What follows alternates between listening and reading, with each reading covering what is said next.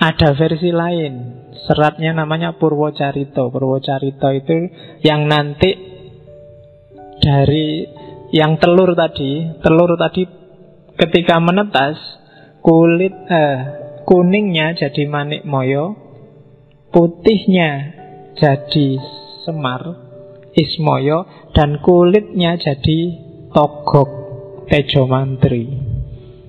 Jadi itu kulitnya. Nah, itu versi-versinya para wali. Dan di balik itu pasti ada visinya. Jadi kamu kan nanti ada versi juga bahwa Semar itu ya Nabi Sis itu. Jadi Nabi Sis itu keturunannya Adam yang tidak kembar. Adam itu punya anak 40 kali melahirkan Hawa itu dan kembar terus. Yang pertama tidak kembar ya Sis itu. Kalau di barat disebut Set. Tulisannya Set itu. Kalau di Jawa Set itu kan jelek. Kalau sampah tidak terurai itu jadi Set. Tapi ada yang bilang ya Semar itu Nabi Sis itu. Oke. Versi-versi banyak.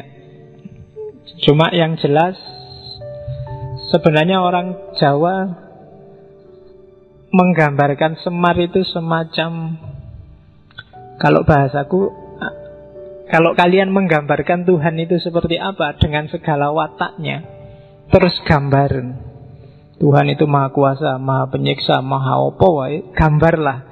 Dalam versinya orang Jawa, gambarnya akan muncul kayak gambari Semar itu. Jadi semacam personifikasi dari pandanganmu tentang Tuhan. Dan bagi orang Jawa kalau digambar seperti apa, ya gambarin nanti kayak Semar itu. Itu manusia bukan manusia. Disebut anak kecil juga ndak, orang tua juga ndak. Antara nangis apa ketawa ndak jelas dan itu Semar. Oke. Kita lihat ya satu-satu, pelan-pelan. Saya bilang tadi ada Jawa kuno, ada Hindu, ada Islam. Tiga-tiganya pakai Semar. Nanti kalau kalian yang suka Syekh Siti Jenar, di beberapa suluk disebut di antara yang ditemui oleh Syekh Siti Jenar ketika bedah tanah Jawa itu Semar ini. Ya sebutannya Danghyang, bahasanya orang awam Danyang. Jadi Danghyang Semar, termasuk Wali Songo generasi pertama yang dari Persia, Syekh Muhammad Bakir Al-Farisi, yang oleh orang Jawa dikenal sebagai Syekh Subakir. Wali generasi pertama yang harus berjuang mati-matian bedah tanah Jawa untuk menyebarkan Islam. Dia juga harus pamit sama danyangnya yang namanya Semar. Oke, jadi danyang itu Danghyang, di situ tak sebut ya. Kalau dang itu semacam kata sandang. Kalau sekarang ada si, ada sang, itu Danghyang. Cuma kata sandang untuk memuliakan dewa atau leluhur. Itu dang, sama kayak sang, sama kayak ra. Makanya kalian sering dengar istilah sang hyang. Ya kan, hyangnya sendiri, hyang itu sesuatu yang disucikan, disakralkan. Jadi sang hyang itu kayak sang suci. Dang hyang juga sama, kayak sang suci. Jadi hyang itu spiritual. Makanya ada kahyangan. Kahyangan itu surga, tempat yang suci, tempatnya orang-orang suci, itu kahyangan. Di Bandung ada Parahyangan. Di Jawa Tengah ada Dihyang. Dihyang itu tempat bersamayamnya dewa-dewa. Terus di lidahmu terus jadi Dieng. Ketika kamu menyembah, mengabdi pada yang suci, istilahnya sembahyang. Dulu sembahyang itu disanggar, terus sama lidahnya orang Jawa jadi dilanggar. Jadi langgar itu agak pelesetan dari sanggar, bukan langgar bahasa Indonesia. Kamu biasanya kalau guyon kan gitu, Pak, sholat nomor 2 Pak, bisa dilanggar. Langgar itu bukan dilanggar terus kamu tidak sholat, tapi langgar itu dari asal kata sanggar. Karena dulu orang memuja dewanya ada di Sanggar. Dan itu tokohnya adalah Dang Hyang Semar. Nanti di akhir sesi, semoga tidak kesusu-susu, saya ingin menjelaskan sedikit tentang filsafat ketuhanannya Dang Hyang Semar. Karena filsafat ketuhanannya Semar inilah yang memungkinkan orang Jawa dimasuki tradisi agama apapun bisa masuk. Jadi gaya Semar inilah gaya yang apapun tradisi, Hindu masuk, ya Hindu, Buddha masuk, Buddha, Tantrisme masuk Tantra, dan Islam masuk, ya Islam, Kristen masuk juga tidak apa-apa. Dan yang memungkinkan kondisi semacam ini itu sebenarnya filosofi ketuhanan gaya Semar. Bagi yang tertarik Islam Nusantara boleh disambungkan. Islam yang gaya Semar. Tidak ada ya Islam madhab Semar, kamu nanti dimarahi, dianggap aliran sesat lagi. Tambah satu lagi alirannya, Islam madhab Semar. Padahal itu dipakai oleh para wali, ideologi, dan beberapa tokoh sufi juga sebenarnya ajarannya mirip-mirip aja sama Dang Hyang Semar. Terus nanti Hindu masuk. Hindu yang masuk ini nanti, ketika Hindu masuk, ada semacam adaptasi. Dikesankan bahwa Semar ini mengejawantah apa, menitis pada tokoh namanya Resi Agastya. Sebenarnya mungkin bukan nitis ya, karena Resi Agastya ini resi yang Siwa, alirannya Siwa yang dari India, yang memang dia dakwah kemana-mana sampai masuk ke Nusantara. Dan orang Jawa menyebut, yang sudah Hindu zaman itu menyebut, ya Resi Agastya itu Semar. Itu yang digambar itu patungnya. Jadi ya memang sosoknya agak mirip, perutnya agak buncit. Orang-orang sufi, orang-orang India yang Brahmana kan kadang-kadang gambarnya memang perutnya buncit. Ada pandangan bahwa kamu jangan minder kalau perutmu buncit. Justru buncit itu menunjukkan kamu sehat. Kamu carilah bayi yang perutnya six pack, tidak ada. Ya kan? Bayi yang sehat itu perutnya agak jendil sedikit, justru itu sehat. Katanya gitu nih, aku ya gak ngerti. Perutku ya gak tahu six pack atau 12 pack, aku gak ngerti. Yang penting jangan keluwen gitu aja ya, urusan perut. Nah, Resi Agastya ini salah seorang resi besar zaman itu yang antara lain dia masuk ke Jawa. Dan bagi orang Hindu zaman itu, dia dianggap, ya ini Semar itu. Nanti ada candinya di Malang. Karena zaman itu ada seorang raja namanya Gajayana, yang nama Gajayana ini nanti dijadiin stadion di Malang, yang bikin kuil khusus untuk Resi Agastya plus patungnya. Nanti kamu cari, saya lupa nama desanya, saya tak ingat kecamatannya, Kecamatan Dau. Di sana ada candi namanya Candi Badut. Candi Ba itu artinya bintang, Dut itu dari diut. Diut itu artinya cahaya. Dan itu dipersembahkan untuk Resi Agastya. Kenapa kok sekarang kalau kamu ulang tahun ngundang badut? Karena badutlah yang bisa bikin orang ceria, pikiranmu jadi terang, tercerahkan, nggak sumpek. Meskipun terus konotasinya balik 180 derajat sekarang. Candinya lucu, namanya Candi Badut, karena sosok orangnya ya semacam itu. Oke, gambarnya kan lucu memang. Susunya besar, meskipun tidak pakai BH. Terus ya kalau cowok kan masuk pakai BH, perutnya jendil. Dan kalau dalam cerita pendeta yang kawin itu Resi Agastya ini, karena di antara ujiannya dia adalah dia jatuh cinta sama putri seorang raja. Kamu cari sendiri, kamu baca sendiri ya. Semangat yang dibawa di Hindu mirip kayak semangatnya Dang Hyang Semar. Oh ternyata tidak beda ya sama ajarannya Semar dulu. Kok dilihat dari sosoknya jangan-jangan ya ini Semar itu. Nah itu Resi Agastya. Nanti nitis banyak dalam sejarah Termasuk di puncaknya sebelum Islam datang, Mojopahit.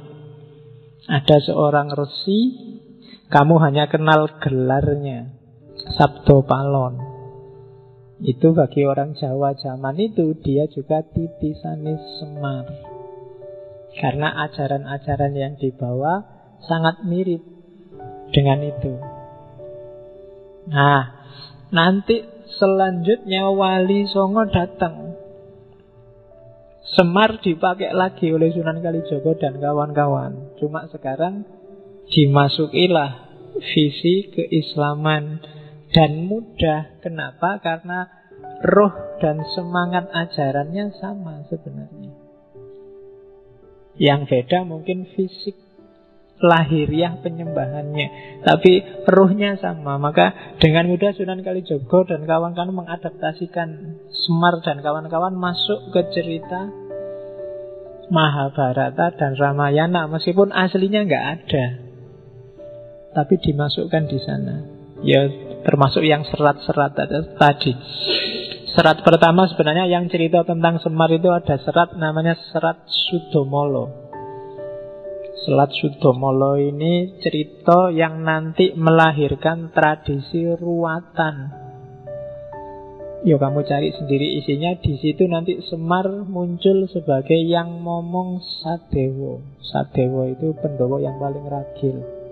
Yang dia ini nanti yang satu-satunya yang bisa membebaskan Betari Durga dari kutukannya. Betari Durga itu awalnya istrinya Betara Guru, cuma karena dimarahi oleh Betara Guru karena diajak main tidak mau.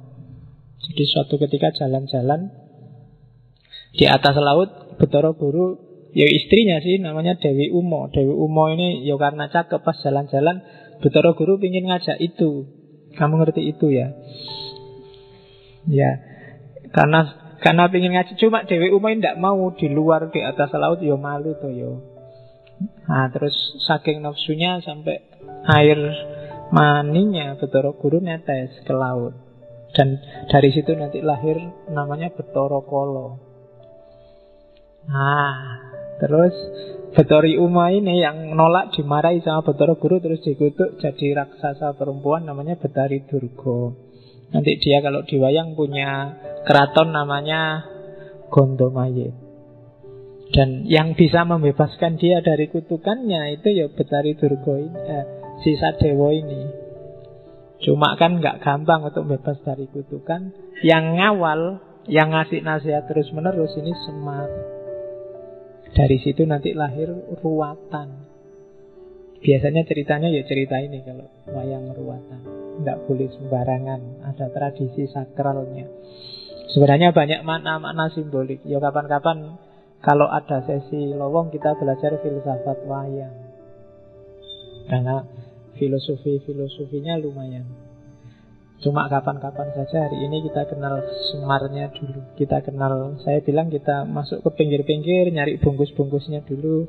Ada apa yang kita bisa ambil dari Semar. Oke, dimulai. Biar banyak hikmahnya. Dongengnya kapan-kapan atau kalian baca sendiri ceritanya. Gue tak cerita gitu. Karena ceritanya, kalau wayang itu kan satu cerita itu bisa dinarasikan. Padahal ceritanya pendek. Kalau kamu tulis paling bisa 2-3 halaman kuarto. Tapi begitu nyampe di mulutnya seorang dalang, dia bisa jadi semalam. Jadi itu sekedar cerita bagaimana Gadot Kaca gugur itu tak jelasin 5 menit selesai. Tapi kalau dalang, tewasnya Gadot Kaca itu bisa jadi 1 malam. Ganti adegan. Dan itu tidak sembarangan. Jadi dalang termasuk kesenian yang tidak bisa dipelajari. Butuh bakat dan tirakat. Tidak semata-mata kamu hafal dialognya kayak sinetron atau kayak film.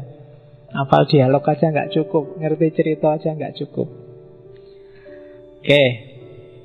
Itu kalau bahasanya Syed Hussein Nasr itu semacam seni sakral yang tidak sembarangan orang bisa.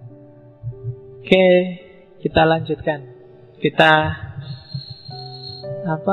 selusuri dikit-dikit ada filosofi apa yang mungkin berguna untuk hidup kita dari si Semar ini. Saya bilang tadi, Semar adalah narasi, adalah deskripsi orang Jawa tentang seperti apa sih ketuhanan dan kebertuhanan itu. Kita awali dari namanya, Semar. Yes, sebenarnya kata-katanya jelas dari kata-kata samar. Nama aslinya kan Ismoyo, karena memang dia maya. Bandingkan dengan Betara Guru. Betara Guru itu jadi kebalikannya Semar. Kalau Semar dia tidak jelas, tapi orang yang masuk ke situ dia akan dapat banyak mutiara terpendam yang luar biasa. Di balik Semar ada banyak hikmah. Kebalikannya Betara Guru. Kalau Betara Guru saudaranya itu kan gelarnya Manik Moyo. Manik Moyo, manik itu mutiara. Cuma dia manik yang moyo. Dari luar kelihatan mutiara, tapi kalau diselami sebenarnya nggak ada apa-apanya. Dia hanya formalitas. Maka kalau sedang gegeran, Betara Guru akan kalah kalau Semar sudah marah. Jadi karena memang levelnya beda. Semar ini misterius. Kalau Betara Guru itu jelas, tegas. ABC-nya kelihatan, mana halal, mana haram jelas. Tapi kalau Semar ini misterius. Misterius itu kan lebih menarik daripada yang jelas dan tegas. Oke, kamu juga gitu. Jangan jadi orang yang gampang ditebak. Rodok misterius sedikit gitu. Kalau orang gampang ditebak itu cepat selesai. Pacarmu juga cepat bosen. Jangan mau gampang ditebak. Kalau hati-hati lo, pacarmu selingkuh. Alah, tenang aja, nggak mungkin selingkuh. Aku sudah ngerti. A sampai Z dia itu tidak enak. Orang dikejar-kejar itu karena misterius. Begitu kamu selesai dan nggak misterius, nggak ada orang ngejar-ngejar kamu. Sudah jelas. Oke, Semar, maya. Jadi Ismoyo. Orang selalu nebaknya salah kalau berhadapan dengan Semar. Dianggap A ternyata B, dianggap ketawa ternyata nangis, dianggap berdiri ternyata duduk, dianggap seneng ternyata susah, dianggap jadi maya. Oke, itu dari sisi sosok dia. Tapi dari sisi fungsinya dia sering disebut Bodronoyo. Bodronoyo, Ki Lurah Bodronoyo. Saya lupa, di Facebook kelihatannya banyak yang pakai nama Bodronoyo. Meskipun ngerti karepe apa ndak aku ya ora paham. Jadi Bodronoyo itu dari kata-kata bodro, bebodro. Bebodro itu membangun dari bawah, dari pondasi. Kalau noyo kebalikannya, utusan dari atas. Jadi Semar adalah sosok yang dari atas ke bawah sekaligus dari bawah ke atas. Dia membangun dunia, tapi hakikatnya dia bukan orang bawah, tapi orang atas. Jadi dia ini utusan sekaligus orang biasa. Dia ini berusaha sendiri sekaligus dibantu dari atas. Makanya Semar Bodronoyo. Dan tidak mudah jadi semacam ini. Orang biasanya salah satu. Kalau kiai-kiai, para ulama, para wali itu biasanya noyo, nayoko. Dia dapat ilham, dapat wangsit dari atas terus jadi. Atau kayak kita yang awam itu biasanya bodro. Kita dari bawah, belajar sendiri, nyari hikmah sendiri, sinau sendiri. Tapi kalau Semar dua-duanya. Dalam banyak cerita bahkan Semar nantang kahyangan. Itu kan nantang yang atas. Namanya akan disebut Semar Gugat. Jadi Semar Gugat itu Semar tidak terima kalau ada skenario dari para pimpinan dalam tanda petik termasuk Betara Guru yang di kahyangan yang tidak adil. Kalau dia sudah merasa semacam itu, biasanya terus dia melakukan gugat. Kalau Semar sudah gugat, nggak ada yang berani ngelawan. Dan itu biasanya personifikasi terus sama orang-orang sering ditafsirkan kalau ada rakyat marah dan demo, itu versi Semar yang gugat, orang kecil yang marah. Tapi sebenarnya Semar nggak sekedar orang kecil. Dia orang kecil sekaligus orang besar. Dia dari bawah sekaligus dari atas. Itu filosofi namanya Semar. Dan sampai di level ini sebenarnya ini sudah kecanggihan ramuannya para wali. untuk menyatukan di satu sosok sekaligus seorang filosof sekaligus seorang wali. Itu agak berat, Bodronoyo. Kalau dalam tradisi Persia kan ada beberapa filosof yang sekaligus wali. Filosof ketika berhadapan dengan manusia, di hadapan Allah dia seorang wali. Ya mungkin kenal model-model Ibnu Arabi, Jalaluddin Rumi dan kawan-kawan. Itu bisa digelari Bodronoyo. Dari bawah ke atas sekaligus dari atas ke bawah. Dan itu seperti apa hakikatnya pasti misterius, susah ditebak, makanya digelari Semar. Di luar dua nama ini dia punya puluhan nama sesuai cerita masing-masing. Setiap cerita kadang-kadang ada namanya sendiri. Tapi yang utama ini Semar dan Bodronoyo. Oke, itu dari segi nama. Sekarang dari segi fisik. Harus pakai kacamata sekarang. Jadi coba cek gambar itu. Kalau narasinya Semar itu bukan laki-laki, bukan perempuan. Meskipun selama ini kesanmu selalu laki-laki ya, karena dunia ini agak patriarkal, seolah-olah Semar itu cowok. Sebenarnya dia tidak laki-laki, tidak perempuan. Terus tangan kanannya ke atas, tangan kirinya ke belakang. Jadi kalau jalan mungkin ada yang sering nonton wayang wong apa dulu Ria Jenaka, selalu tangan ini ke atas terus satu tangan ke bawah. Kamu bisa bandingkan dengan tarian Whirling Derwishnya Rumi. Itu kan juga satu tangan ngadep ke atas, satu tangan turun ke bawah. Itu simbolisme bahwa kita tunggu anugerah dari atas, tapi kalau sudah dapat, pada saatnya harus kamu bagi ke bawah. Jangan egois. Ilmumu, pengetahuanmu, kemampuanmu, bakatmu, kapasitasmu, itu semua kan pemberian dari atas. Cuma jangan berhenti kamu nadong ke atas. Pada saatnya kamu harus ngasih ke bawah. Dan itu simbolisme Semar versi Porowali. Terus yang ketiga, dia anak-anak sekaligus tua. Wajahnya sangat tua, tapi dia punya kuncung sehingga kesannya kayak anak-anak. Kalau kalian kan wajahnya tua, tapi aslinya kan ya.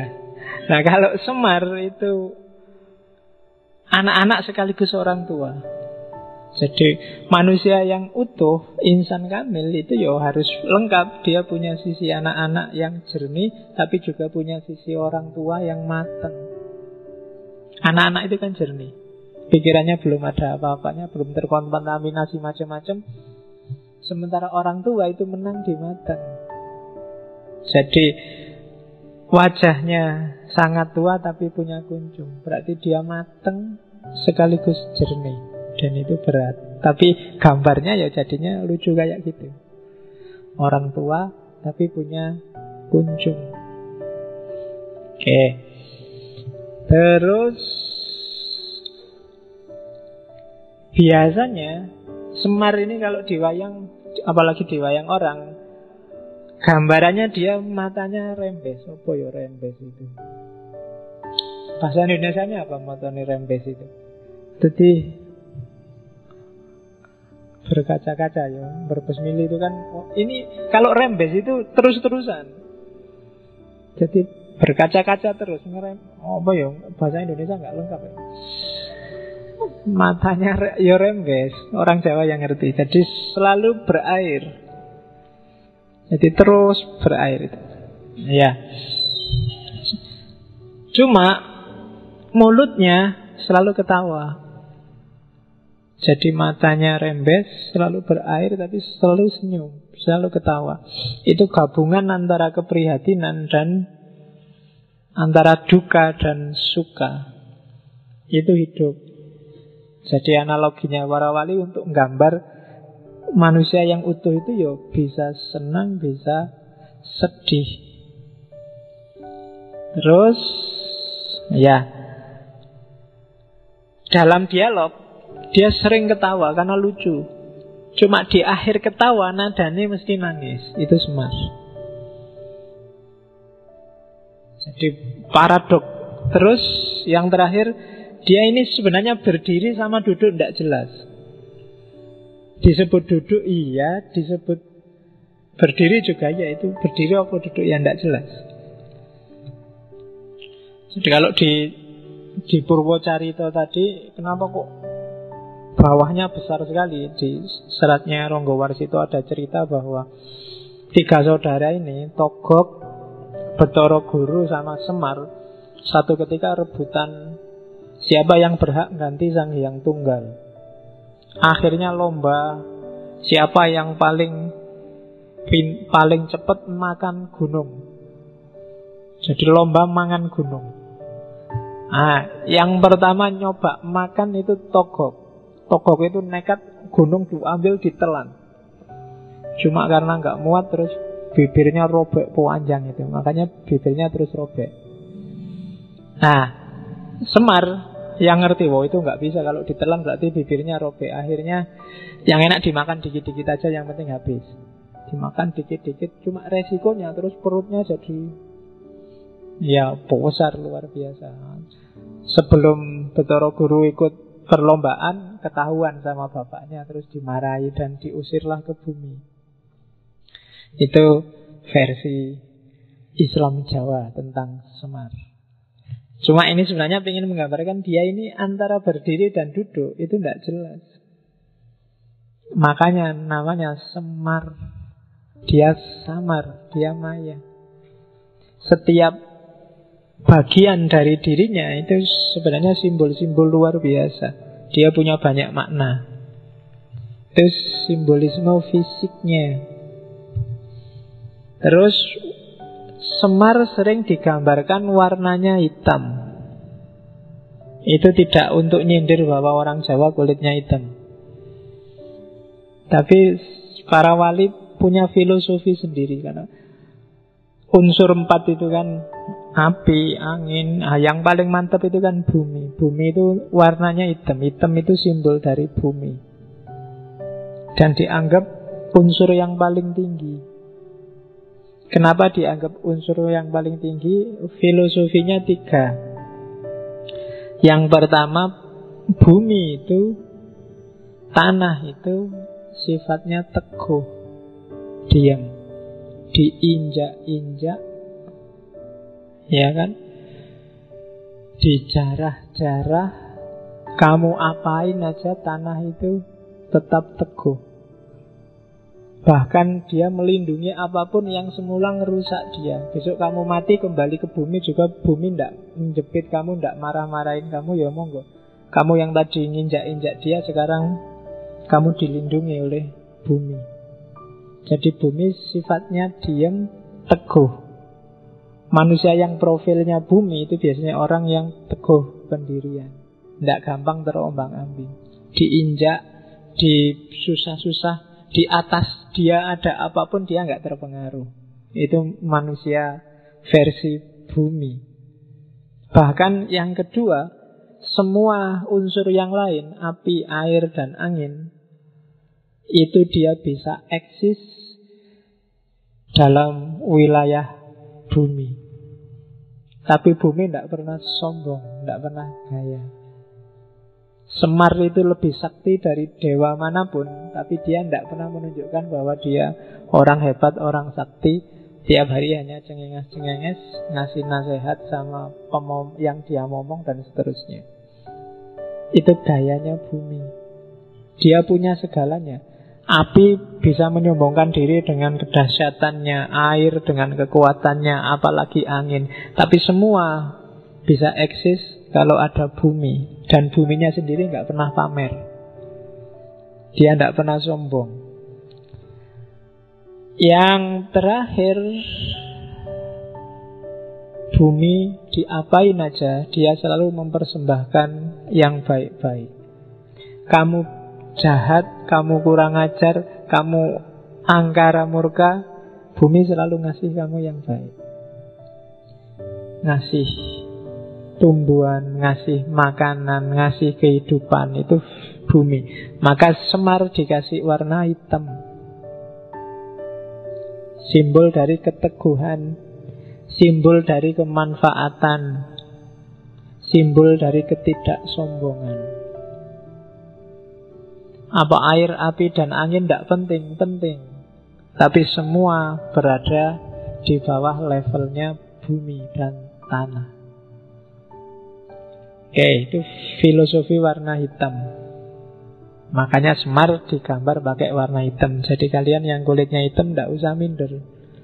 Nah, filosofinya tinggi kalau ditanya kamu. Jadi kalau kulitmu kok hitam, loh jangan salah, hitam itu unsur yang paling tinggi karena dia melambangkan bumi. Nah, lumayan tuh kamu dapat dalil untuk pede pas kulitmu hitam. Oke, jadi itu filosofinya warnanya dia. Jadi dari warnanya kita bisa ngambil hikmah. Jadilah bumi yang tidak gampang terpengaruh, dijajah orang seperti apapun, diangkara murkai orang kayak apapun, kamu nggak terpengaruh, bahkan selalu ngasih yang baik-baik.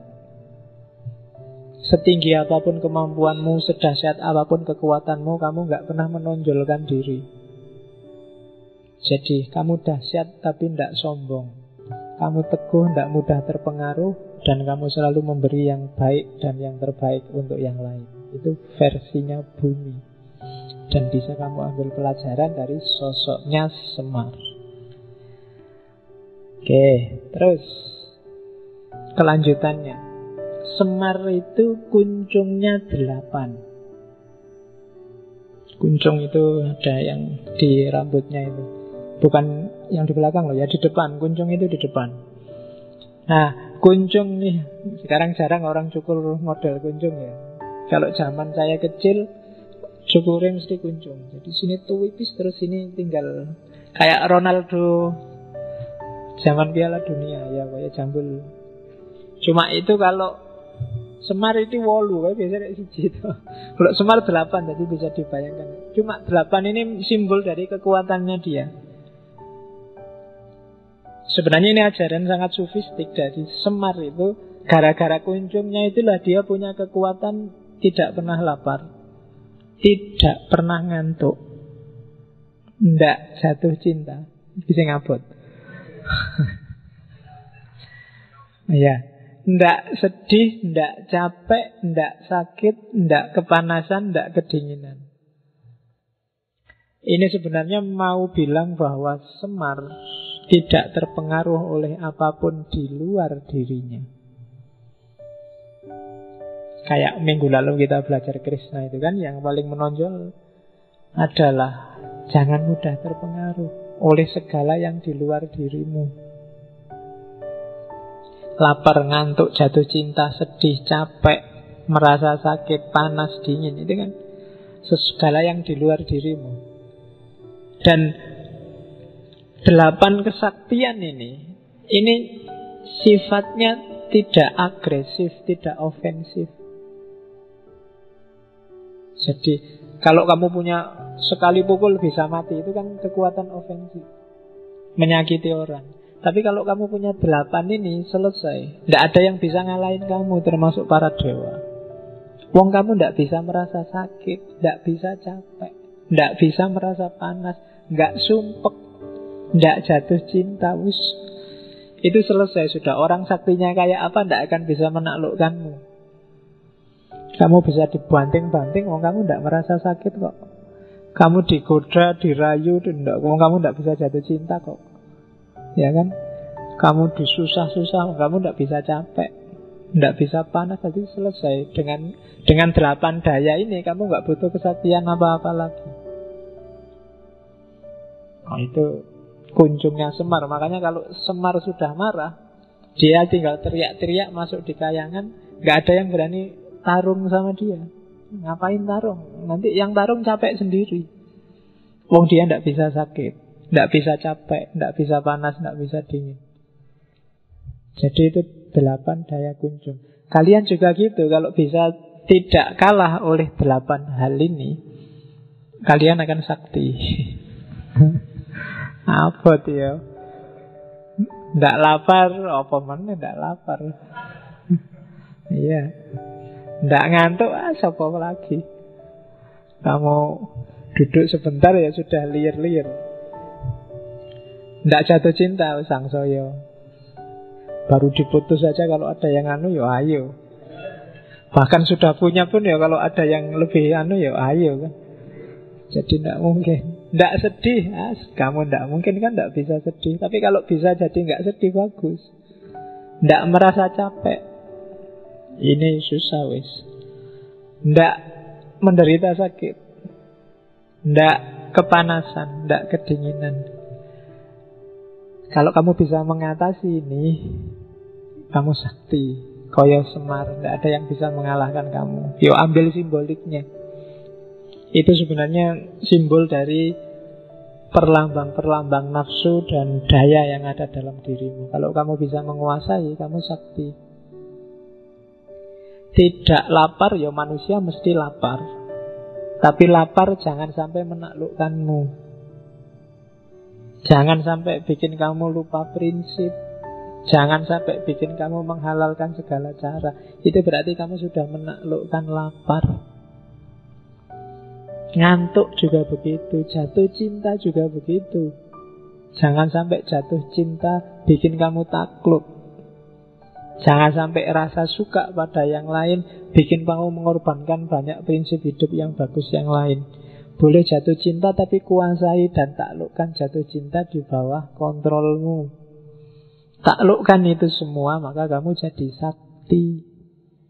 Bukan berarti nggak bisa lapar, nggak mungkin. Bisa lapar, tapi kamu nggak akan kalah hanya oleh lapar. Itu simbol 8 daya yang ada di kunjungnya Semar. Kelihatannya simple kalau diomongkan. Cuma nek dipraktekke ndak gampang, tapi harus latihan. Ya kan? Jalan banyak, kamu sejak manusia langit kan dikasih banyak sekali alternatif untuk jadi manusia yang utama. Ya pilihlah salah satu yang kamu merasa cocok. Oke, jadi hari-hari ini kita levelnya belum orang yang melakukan suluk ya, tapi kita baru orang yang milih jalan. Nanti kamu pilih yang mana ya monggo. Jangan GR kamu merasa, wah saya sekarang sedang suluk. Suluk apa, kamu jalannya aja belum paham. Suluk itu kan orang yang menempuh perjalanan. Untuk bisa menempuh perjalanan kamu harus paham jalannya. Begitu salah jalan, kamu akan dianggap sesat. Nanti diserbu FPI dan kawan-kawan. Oke, jadi itu 8 daya kunjung. Nah, sekarang posisinya Semar.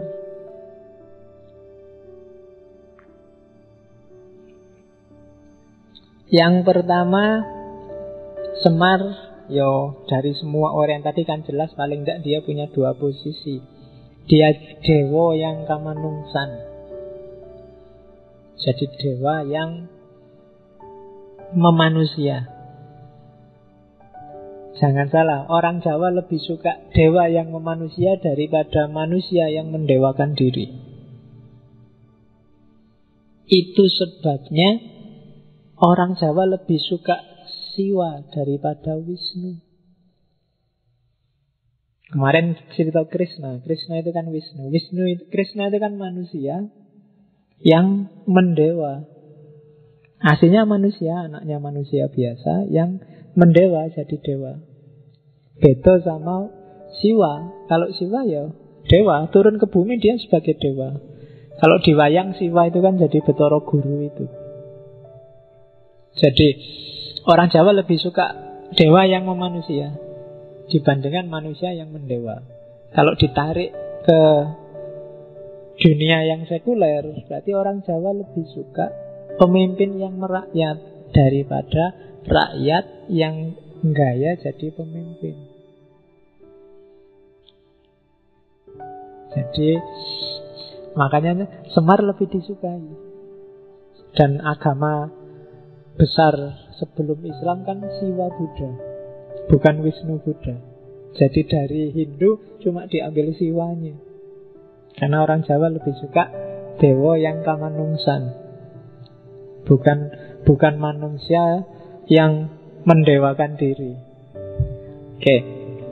Jadi lebih bagus kamu merasa jadi manusia biasa dengan kualitas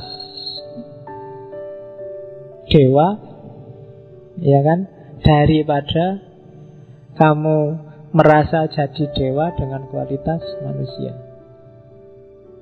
Nanti kamu pikir sendiri ya kalimat itu. Itu mikirnya harus panjang menafsirkan itu. Jadi dewa kamanusan. Hari ini banyak orang yang lebih suka ngaku dewa dengan kualitas manusia biasa. Ngaku dewa itu ngaku jadi orang soleh, ngaku jadi orang pinter, ngaku jadi ustadz, ngaku jadi, kan banyak yang ngaku. Jadi jangan panik dengan orang yang ngaku-ngaku jadi dewa, karena itu cuma ngaku. Dewa yang sejati hakikatnya pasti samar, maya. Tidak sembarangan orang bisa menangkap. Makanya kalau dalam kajian sufi ada debat panjang, apakah seorang wali itu ngerti kalau dirinya wali. Karena begitu dia ngerti kalau dirinya wali, kewaliannya dipertanyakan. Oh, itu susah itu, bulat itu kalau di tasawuf diskusinya tidak selesai-selesai. Di hikam itu masih debatable, tafsirnya bisa macam-macam. Jadi apakah seorang wali itu ngerti? Kalau ada yang bilang kalau dia wali yang sejati dan sampai di puncak kewaliannya, justru dia dijaga oleh Allah dari ngerti kalau dirinya wali. Karena begitu dia ngerti kalau dirinya wali, pasti di situ ada rasa akunya, rasa dirinya sendiri masih ada, dirinya sendiri sebagai wali itu. Dan itu semacam kesombongan. Dan kalau orang masih ada bibit itu, sebenarnya dia belum wali. Maka siapapun yang merasa wali pasti belum wali. Oh, itu susah itu ilmu nih. Kamu padahal sudah bercita-cita jadi wali sejak kemarin, tapi kok ya teori ini berubah. Termasuk kalau kamu merasa jangan-jangan aku ini wali, Pak, padha wae, itu jenisnya. Jadi justru yang wali yang sejati nggak mikir ke situ. Jadi dia merasa orang yang paling kotor, orang yang paling jauh dari Allah, orang yang paling banyak dosa. Justru itu. Jadi semakin kamu mengklaim dirimu benar, paling dekat dengan Allah, paling bagus, paling soleh, itu alamat bahwa kamu belum di apapun yang kamu klaim. Oke, yang kedua, Semar sebagai ponokawan ya. Kalau orang sering salah menyebutnya punokawan, sebenarnya yang pas ponokawan. Pono itu artinya jernih, visinya jelas. Jadi Semar dan anak-anaknya jadi ponokawan, maksudnya dia jadi teman yang jernih, punya visi jelas bagi juragannya, bagi yang dia temani. Maka para Pendowo itu punya ponokawan, dia punya teman yang mikirnya jernih. Di pono itu artinya kejernihan visi, kejernihan pemikiran. Jadi Semar posisinya itu teman paling bagus bagi orang yang dia temani, ponokawan. Jadilah kalian semua ponokawan. Selama ini kamu selalu menerjemahkan punokawan itu kan pembantu. Sebenarnya enggak. Punokawan itu teman yang bisa ngasih nasihat jernih, bukan nasihat tendensius. Tidak sekedar basa-basi untuk menyenangkan, yang berani bilang jelek kalau jelek, bagus kalau bagus. Yang bisa ngasih solusi kalau ada persoalan, yang bisa mendudukkan permasalahan sesuai porsinya. Itu namanya ponokawan. Dan itu yang dilakukan oleh Semar pada Pendowo, pada yang dia ngomong. Jadi kalau tuannya sudah mulai tidak beres, dia tidak segan-segan ngeritik. Itu ponokawan, teman yang jernih, yang bisa diajak diskusi. Kalian semua harus jadi ponokawan bagi teman kalian, saling memponokawani, saling menjernihkan. Jadi bukan puno. Biasanya di banyak buku pakai istilah puno. Oke, jadi posisinya Semar itu Dia seorang dewa kamanungsan, tapi sekaligus dia sebagai Ponokawan. Oke, terus jingle. Tulisannya jingle, mocone jingle. Jingle itu dalam manapun, setiap kali menampilkan Semar, kalimat pertama yang diucapkan pasti itu. Bergegek, ugek-ugek, mel-mel, sakndulit. Kadang-kadang dibaca sakndulito, langgeng. Kadang-kadang nggak pakai langgeng tapi ole-ole. Tapi itu intonasinya lucu, karena saya bukan dalang ya ora iso lucu. Mungkin yang kamu bisa dalang bisa mengintonasikan itu dengan bagus. Jadi bergegek, ugek-ugek, mel-mel, sakndulit, langgeng. Bergegek itu kamu diam nggak ngapa-ngapain. Ugek-ugek itu bergerak-gerak. Mel-mel itu mengais-ngais, nyari makan. Sakndulit ya sakndulit, langgeng itu abadi. Itu filosofi hidup. Untuk aktif, jangan pasif. Bergegek, daripada kamu bergegek, ugek-ugeklah, gerak-geraklah, berupayalah, berusahalah. Mel-mel, yaitu makna harafiahnya nyari makan. Tapi cari apapun yang memang kamu ingin cari. Mimpimu apa, tujuanmu apa, kais-kaislah. Sakndulit, meskipun hasilnya cuma sangat sedikit, cuma sakndulit. Sakndulit itu kalau kamu pakai sabun colek terus mau culit, itu kan sakndulit namanya. Cuma akan langgeng. Kenapa langgeng? Kamu nikmati karyamu. Rasanya beda daripada kamu dikasih orang atau tidak menghasilkan apa-apa. Kamu nulis sendiri dan jelek, itu lebih langgeng daripada jiplak tulisannya orang lain. Nulis jelek itu sakndulit kan, isone mau sidik pak jelek lagi, tapi itu langgeng, lebih abadi, lebih masuk dalam jiwamu. Jadi jangan bergegek. Nah, barang siapa yang sekarang bergegek, ugek-ugeklah. Nah, lo itu nasihati semua. Mel-mel sakndulit langgeng.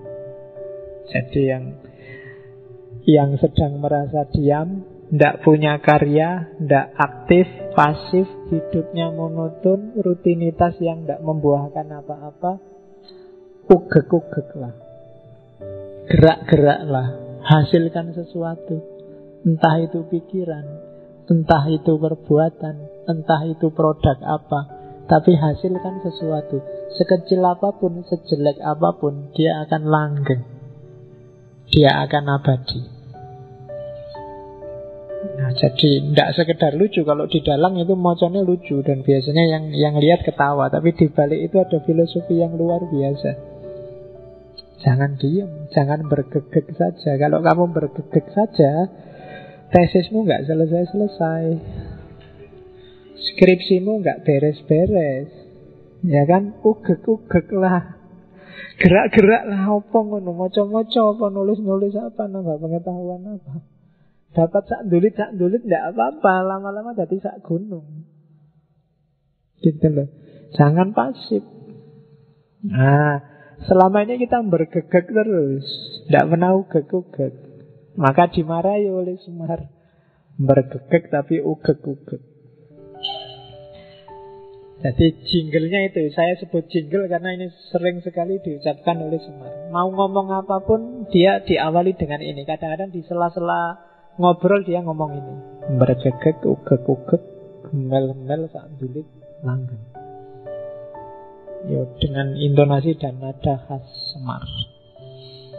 Oke, kalau di Ponokawan, Semar itu kan punya 4 anak yang bukan lahir dari istri.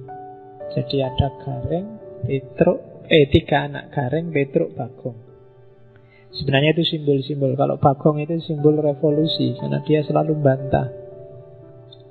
Kalau Gareng itu simbol kritisisme, dia selalu mempertanyakan. Kalau Petruk itu simbol ketidakterikatan oleh aturan, pokoknya oleh dunia di level apapun. Itu Petruk, yaitu ciptaannya para wali. Revolusi jadi bagong itu dari bahasa Arab sebenarnya bago itu kan semacam bangkang. Jadi oleh para wali ya semangat revolusi. Tadi ada Semar Gugat, itu karakter bagongnya yang muncul. Meskipun kalau di Jawa hari ini, di Indonesia, bagong itu kan yang kamu bayangkan simbol orang yang gendut. Wah, gendut itu besarnya sak bagong. Nah, ya memang bagong ini kalau diwayang ceritanya dia lahir dari bayangannya Semar. Jadi Semar itu punya bayangan, terus bayangannya karena Semar gendut, ya jadinya dia gendut. Kalau Petruk itu anak angkat, anaknya Raja Jin, namanya Petruk. Makanya dia gelarnya Petruk, lurah kantong bolong. Jadi kantong bolong itu ya saya bilang tadi, dia nggak terikat oleh apapun yang duniawi. Barang apapun masuk ya karena kantongnya bolong ya hilang lagi, merosot lagi. Jadi nggak ada apapun yang bisa mempengaruhi dia. Jadi sekali-sekali kalau ada apa-apa kalian pakailah aji-aji kantong bolong. Aji-aji kantong bolong itu suka-suka orang mau nabrakin kita apa, mau ngasih kita apa, tapi kita cuek aja biar masuk telinga kanan, keluar telinga kiri. Itu aji-aji kantong bolong. Mungkin di momen-momen yang ketika kalian itu tidak penting, itu tidak harus, itu penting. Hari ini kan banyak hoak, kamu ribut opo-opo, ada isu, ada gosip yang tidak jelas. Itu kadang-kadang pakailah jurusnya Petruk, kantong bolong. Jadi kalau besok kalau ada orang ngomong hoak, ya kamu bikin aja komentar kantong bolong. Biar aja masuk tapi nanti akan keluar lagi. Jadi nggak harus dipikir serius. Nah, itu punakawannya Pandhawa. Gareng, Petruk, Semar, Bagong. Terus kita masuk ke ajaran sekarang. Yang tadi di awal kan gambaran fisiknya, filosofi yang kita ambil dari fisik. Jadi fisiknya saja punya makna filosofis yang luar biasa. Itu makanya kita tidak bilang sebenarnya sosok Semar itu ideal orang Jawa tentang ketuhanan dan kebertuhanan. Nah, sekarang kita lihat ajaran-ajaran dan yang Semar yang tadi berpengaruh di orang Jawa, baik melalui Hindu maupun melalui Islam. Banyak istilah yang kita dengar, khususnya di dunia Jawa, apalagi kita hidup di Jogja. Inti ajarannya ini dijadikan slogan di mana-mana adalah ojo dumeh, eling sama waspada. Jadi hidup kita harus punya pondasi 3 hal ini.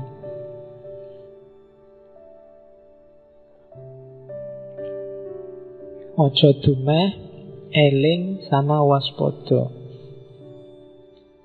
Ojo dumeh itu sikap mental, eling dan waspada itu pikiran. Jadi ojo dumeh itu makna harafiahnya jangan mentang-mentang. Di level apapun, perilaku, kata-kata, ucapan, bahkan termasuk kata hati, bersitan yang muncul di hati. Jangan mentang-mentang, ojo dumeh. Mentang-mentang cakep terus gonta-ganti pacar, nah itu ojo dumeh. Mentang-mentang pinter terus minteri kancane, itu ojo dumeh. Mentang-mentang banyak kan kamu mentang, bahkan kadang-kadang kan kamu jelek aja mentang-mentang.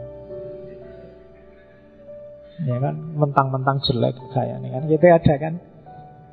Oke, mentang-mentang jomblo kan ada. Banyak loh kamu mentang-mentang itu. Kamu bisa nyari contoh sendiri sebanyak mungkin. Oke kan, kadang-kadang miskin aja kan mentang-mentang. Saya miskin loh, saya ini termasuk golongan orang yang tertindas loh, saya ini mentang-mentang gitu, mentang-mentang miskin. Hati-hati, ojo dumeh. Jadi yang bisa mentang-mentang itu enggak cuma yang kaya. Jadi begitu kamu larut oleh kondisimu saat ini dan kamu jadikan dia modus untuk kepentinganmu yang sementara, itu biasanya sudah dumeh. Ojo dumeh. Betul. Mentang-mentang ndak lulus kuliah terus, itu kan mentang-mentang. Ya kamu teruskan sendiri. Mentang-mentang jomblo kalau malam minggu terus ngapain? Ya wis, kamu rumuskan sendiri. Pokoknya aja mentang-mentang. Termasuk laki-laki dan perempuan. Kadang-kadang jangan salah, perempuan mentang-mentang juga ada. Mentang-mentang perempuan apa-apa pengen didahulukan. Kan ada ladies first kan gitu. Meskipun ngantrinya telat, kan ladies first, minta pertama. Itu termasuk. Cowok juga begitu. Mentang-mentang cowok, banyak sekali contohnya. Mentang-mentang santri, mentang-mentang ikut ngaji filsafat, sekarang kemana-mana ngomongin filosofis. Nah, itu termasuk mentang-mentang. Baru ngerti 1-2, wah kemana-mana sudah berfatwa filsafat. Ojo dumeh. Oke, sejauh mana itu dumeh apa enggak, kalian yang bisa ngukur. Karena ukurannya itu tidak bisa materinya, tapi sikap batinmu. Hal yang sama mungkin mentang-mentang di yang satu, tapi di yang satu sebenarnya enggak. Pinjem uang misalnya, karena kamu tidak punya duit terus pinjem uang. Gayamu pinjem uang, sikap batinmu pinjem uang, itu akan menunjukkan kamu mentang-mentang apa enggak. Termasuk ketika kamu ngutangi. Sikap batinmu ketika ngutangi temenmu itu bisa beda antara kamu mentang-mentang dan enggak mentang-mentang. Yang ngerti kamu sendiri. Jadi ojo dumeh. Yang kedua, gimana caranya Pak biar saya nggak dumeh? Eling. Selalu hadirkan Tuhan dalam hidupmu. Selalu hadirkan yang sejati di kepalamu. Kalau dia hadir terus, biasanya kamu terhindar dari dumeh. Lawan paling gampang dari dumeh itu ikhlas. Dan untuk bisa ikhlas, kamu harus eling. Selalu hadirkan Allah setiap mau ngambil keputusan. Selalu masukkan dia di hatimu dan di kepalamu. Itu namanya orang eling. Eling itu kalau dalam konotasi Jawa tidak sekedar kamu ingat dia ada, tapi dia berpengaruh dalam hidupmu. Misalnya kamu ingin membela agama, terus kamu mukul orang, ngeprok toko.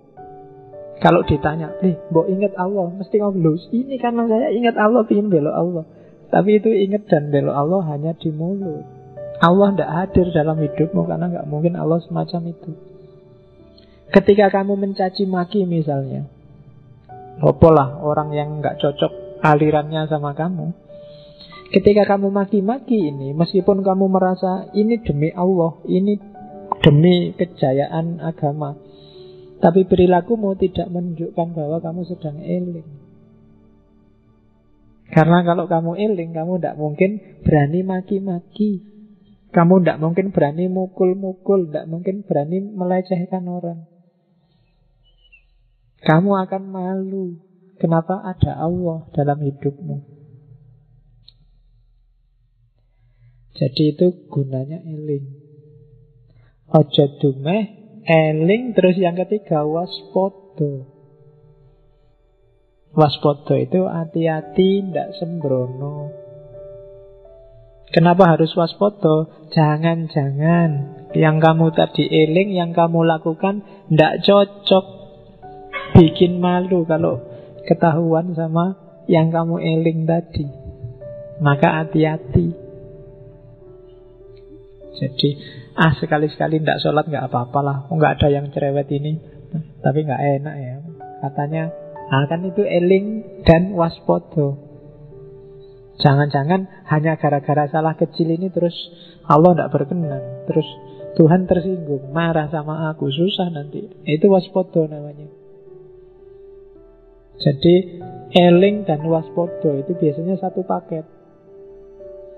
Orang yang tidak waspodo biasanya gampang kehilangan elingnya. Orang yang selalu eling itu biasanya cenderung untuk waspodo. Jadi ojo dumeh, eling dan waspodo. Itu yang jadi basis ajaran. Kalau di filsafat Jawa biasanya dikonotasikan sama Semar. Oke, terus sikap mentalnya apa yang utama? Itu ada 3. Tadah, peradah, dan yang ketiga ora wegah. Tadah itu sikap mental yang dikasih apa aja, ayo ndak apa-apa, ndak komplain, ndak mengeluh, selalu bersyukur.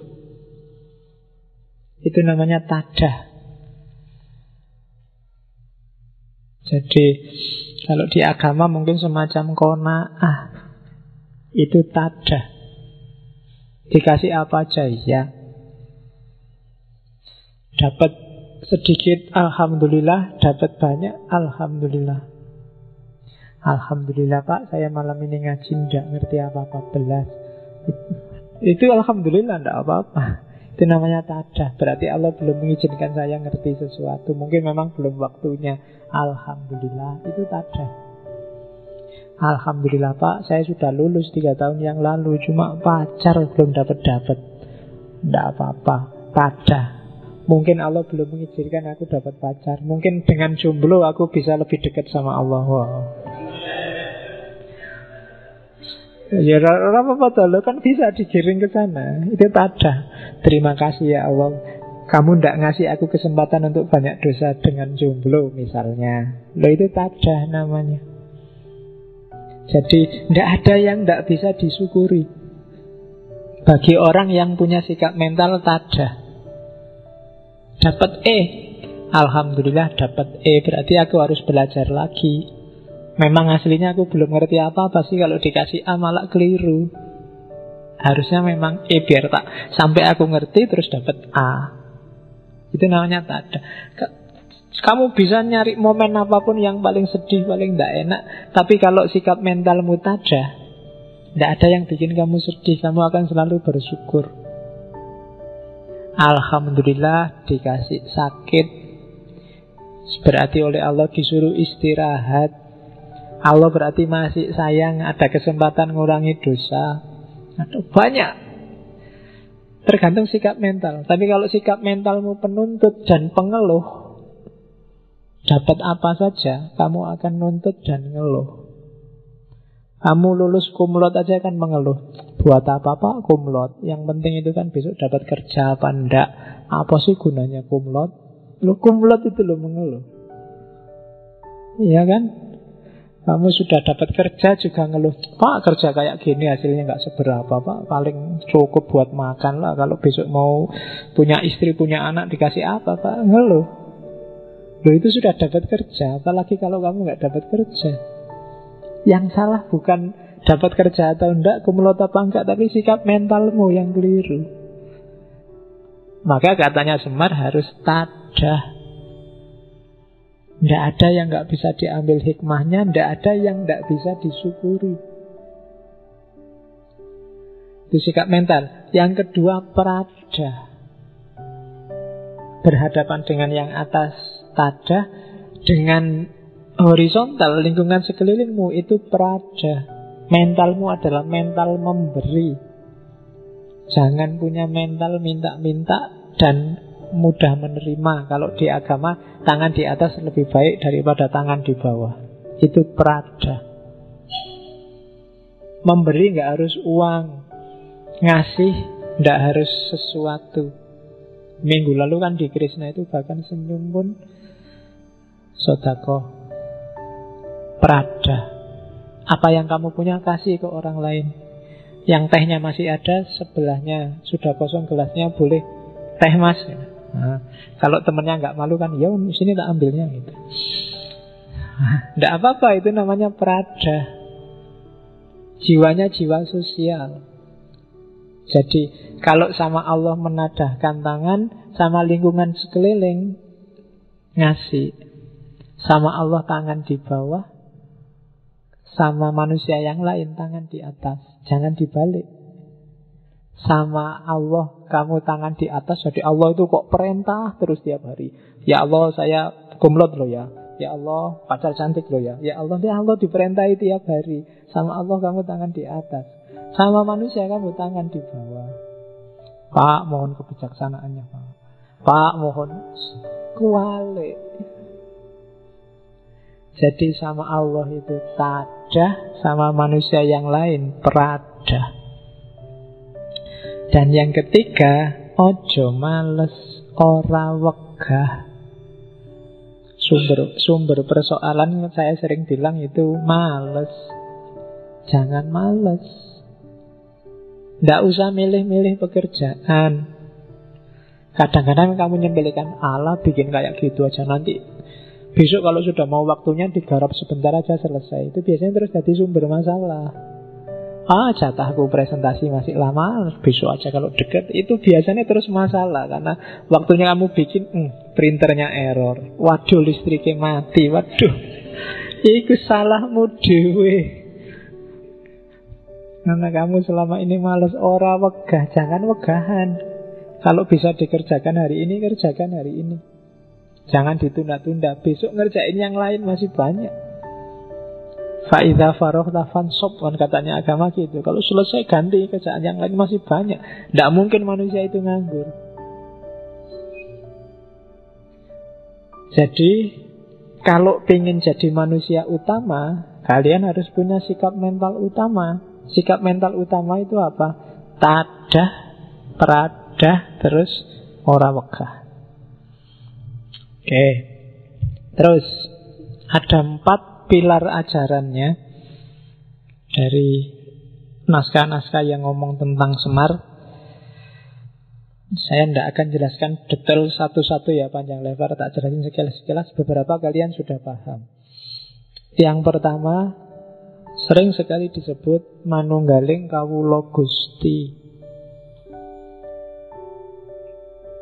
Hakikatnya saya sebut itu setara karena konsepnya mirip dengan ittihad, hulul, wahdatul wujud, fana dan baqo. Ittihad itu dari bawah ke atas. Jadi ittihad itu usaha seorang hamba untuk menyatukan diri dengan Tuhan. Jadi bersatu. Kalau sudah bersatu ya biasanya manusianya hilang. Kancanya lawannya ittihad itu hulul. Kalau hulul dari kata-kata hal lah. Kebalik, kalau hulul Tuhannya yang masuk ke dalam diri manusia. Tuhan merasuki manusia. Kata-kata merasuki ini sering banget disalahpahami, terus dianggap manusianya jadi Tuhan. Sebenarnya nggak serumit itu. Kalau kamu berpikir yang ada di pikiranmu, yang jadi pertimbangan kesadaranmu itu selalu Allah, itu sama dengan Allah manjing dalam dirimu. Ketika kamu mau melakukan apa saja, pertimbangannya Allah, itu hulu.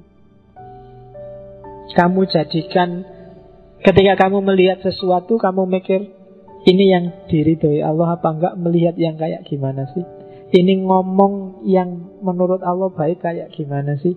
Ini bersikap pada teman yang menurut Allah baik kayak gimana sih? Bersikap pada guru yang menurut Allah baik kayak gimana sih? Kalau hidupmu modusnya semacam ini, itu sama dengan Allah bertempat dalam dirimu. Jadi tidak harus roh sama roh, rohnya manusia sama rohnya Allah jalin bersatu, terus wahdatul wujud, terus sesat, terus kafir-kafiran. Tidak. Jadi persatuan terjadi ketika modus hidupmu adalah modus hidupnya Allah.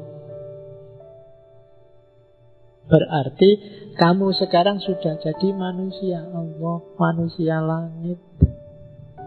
Karena orientasimu selalu ke atas. Nah itu Gampang-gampangannya itu. Dan orang yang bisa menghayati kehadiran Allah dalam hidupnya ini, bisa kamu sadari, kamu hayati, itu rasanya nikmat luar biasa. Itu yang bikin para sufi sering tidak mau kembali dari wilayah ini. Kadang-kadang terus ngomyang disebut satohat. Aku jatuh cinta sama Allah, indahnya dekat sama Allah. Karena dia merasakan sendiri Allah hadir dalam hidupnya. Oke, yang semacam itu namanya manunggaling kawula Gusti. Kita ini hamba.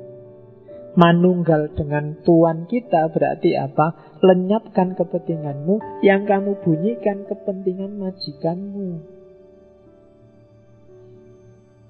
Buruh itu kan, kalau mungkin kamu, pokoknya analoginya juragan sama buruh. Yang ada di pikirannya buruh itu kan selalu kepentingannya juragan. Kalau buruh itu masak apa ya enaknya hari ini, itu kan tidak mikir kesenanganku apa, tapi kesenangannya juraganku. Juraganku sukanya aku bersihin kamar jam berapa, juraganku sukanya menoto kasure kayak gimana, juraganku sukanya dan seterusnya. Yang ada di pikirannya hanya kepentingan majikannya. Kondisi semacam ini disebut manunggaling kawula Gusti. Jadi modenya semacam itu. Ya kalau itu kepemimpinan berarti jangan khawatir. Kalau kamu abdikan hidupmu pada Allah, sebaliknya Allah nanti yang memperhatikan hidupmu. Kamu gak usah khawatir nanti saya makan apa, jangan-jangan kakean sholat nanti saya ndak sempat kawin, Pak. Kakean poso nanti saya ndak sempat kerja, Pak. Kalau kamu abdikan hidupmu untuk Allah, jangan khawatir, Allah yang ngopeni hidupmu. Dan level ini jalan sedalam penghayatanmu. Kalau kamu ragu-ragu, misalnya kamu hanya yakin mode ini 10%, ya Allah akan main di hidupmu 10%. Kalau kamu yakin mode ini 20%, ya mainnya Allah dalam hidupmu 20%. Kalau kamu memperhatikan kepentingannya Allah 20%, Allah memperhatikan kepentinganmu 20%. Manunggalnya semacam itu. Kalau kamu bisa 100% lebur, maka kamu jadi manusia langit, manusia Allah. Itu manunggaling kawula Gusti. Oke, itu kalau di kitab-kitab biasanya jelimet. Sebenarnya maknanya simpel. Pakai analogi tadi, juragan sama pembantu. Terus pilar yang kedua. Jadi ajaran yang pertama ngajarin kita bahwa persembahkan hidupmu secara total hanya untuk Allah. Manunggalkan hidupmu dengan Allah. Itu manunggaling kawula Gusti. Inna sholati wa nusuki wa mahyaya wa mamati lillahi rabbil alamin. Persembahkan hidupmu, ibadahmu, hidup matimu hanya untuk Allah. Oke, yang kedua, jadi hiduplah dengan kesadaran manunggaling kawula Gusti. Kesadaran bahwa semua makom hidupmu itu adalah ibadah karena kamu sedang manunggal dengan Tuhan. Bahkan ada cerita Semar itu 100% hidupnya adalah sembahyang. Itu manifestasi dari inna sholati tadi. Jadi sembahyang, sholat itu tidak cuma di masjid kayak gini. Ketika kamu naik motor, ketika kamu belajar, ketika kamu sekolah, ketika kamu di kamar mandi, itu sebenarnya manifestasi persembahkan semua itu hanya untuk Allah. Kalau di fikih, semua aktivitas kita harus ibadah. Berarti dipersembahkan untuk Allah. Berarti modusnya adalah kamu carilah Allah ridho yang kayak gimana. Sehingga di situ terus positioningnya kamu harus cari ilmu biar ngerti mana yang diridhoi Allah, mana yang tidak. Putar-putarannya nanti di situ. Yang kedua, sadarilah sangkan paraning dumadi. Hakikat hidup ini dari mana dan mau kemana. Itu namanya sangkan paraning dumadi. Keberadaan manusia di dunia ini. Dunia ini namanya alam madya. Sebelum kita hidup sekarang ada alam purwa. Hidup yang akan datang namanya alam wusono. Jadi roh kita itu sebenarnya menempuh perjalanan yang sangat panjang. Hari ini kita ada di level perjalanan fase tengah-tengah. Karena sebelumnya ada, sesudah nanti ada. Maka di Jawa dikenal urip iku koyok wong mampir ngombe. Sekedar mampir sebentar terus melanjutkan perjalanan lagi. Jadi kayak kalian pulang kampung di tengah jalan mampir di warung. Nah itulah dunia. Jadi berarti dunia ini bukan asalmu juga bukan tujuanmu. Jangan sampai kamu menjadikan dunia saat ini sebagai tujuan. Karena begitu kamu jadikan tujuan, kamu sedang keluar dari jalur sangkan paraning dumadi. Innalillahi wa inna ilaihi roji'un. Itu kan dari Allah dan untuk Allah. Kita akan kembali ke sana. Jadi modelnya melingkar. Itu yang disebut sangkan paraning dumadi. Kita dari Allah dan akan kembali ke Allah. Jangan sampai kita nyeleweng, kita ngambil jalur yang nanti tidak nyampe ke sana. Jadi perjalanan kita menuju ke sana hanya mampir ngombe, minum sebentar terus melanjutkan perjalanan lagi. Maka jangan terlalu diambil hati dunia ini. Katanya orang-orang kejawen, ya dunia biarkan jalan apa adanya, ambil secukupnya untuk bekalmu. Karena perjalanan masih jauh. Kalau terlalu kamu ambil hati, ya bisa-bisa hatimu tertambat di dunia ini, padahal perjalananmu masih panjang. Ketika hatimu tertambat oleh dunia, kalau bahasanya filsafat Islam, nafasmu tidak bisa mutmainnah. Padahal hanya nafsul mutmainnah yang bisa irji'i ila rabbiki. Jadi itu teori sangkan paraning dumadi. Oke, saya agak cepet-cepet ya nanti biar kena semua. Oke, terus ya nanti yang nggak terlalu paham diulang lagi rekamannya. Nah ini ilmu yang nggak bisa dikejar hanya pakai akal, harus dihayati. Jadi dokumen yang tidak cukup dipahami, tapi harus direnungkan. Paham gampang. Di atas paham kamu harus bisa merenungkan. Setelah kepegang, direnungkan itu berarti dicari relevansimu dengan kehidupanmu sehari-hari. Kalau sudah ketemu hasil renungan, jalankan, implementasikan, lakukan itu. Dari situ kamu akan ketemu kemuliaan, pencerahan. Sama kayak Al-Quran. Al-Quran itu ya memang harus dibaca, tapi di atasnya baca ada dipahami. Cuma jangan sekedar dipahami. Kalau kamu pahami, jangan-jangan pemahamanmu berhenti di abad ke-6. Kamu renungkan. Direnungkan itu cari relevansinya sama hidupmu. Kalau sudah ketemu itu, berarti kamu sudah bisa ngambil petunjuk dari Al-Quran. Implementasikan. Sama kayak sastra-sastra Jawa. Ilmu kayak gini kan kalau di Jawa sering disebut sastra cetha. Atau sastra cetha itu sastra yang tidak ada tulisannya. Kamu membacanya harus lewat realitas kehidupan sehari-hari. Sering disebut sastra Jendra Hayuningrat. Kalau zaman dulu anak-anak muda kayak kalian dianggap tidak mungkin bisa paham sastra Jendra. Paham bisa, tapi menghayati tidak akan bisa. Paham itu berarti ngerti karepe, tapi ngelakoni nggak mungkin bisa. Karena di Jawa ilmu itu kelakoni kanthi laku. Maka tantangannya adalah patahkan mitos bahwa hanya orang-orang tua yang ngerti sastra Jendra. Kalian yang muda sebenarnya ya bisa, asal mau ini yang abot. Godaannya oke. Kamu selalu diiming-imingi oleh besok kerja apa, besok dapat pacar apa enggak, pacarnya jelek apa enggak, terus bisa kaya apa enggak, bisa beli mobil apa enggak, kurang punya rumah apa enggak, dan seterusnya. Itu yang sering bikin kamu terhalang. Jadi hijabnya dunia. Bahkan hari ini kayak ramalannya Nabi, hijabnya bahkan muslim yang lain. Al-Islamu mahjubun bil muslimin. Gara-gara orang Islam kamu tidak paham Islam yang benar itu kayak gimana. Karena kamu selalu kejebak. Loh, jangan-jangan Islam yang itu. Oh, jangan-jangan Islam itu. Islam yang ini kayak selalu gitu. Kamu kejebak stereotype, mainstream, sehingga kamu lupa kesejatiannya Islam.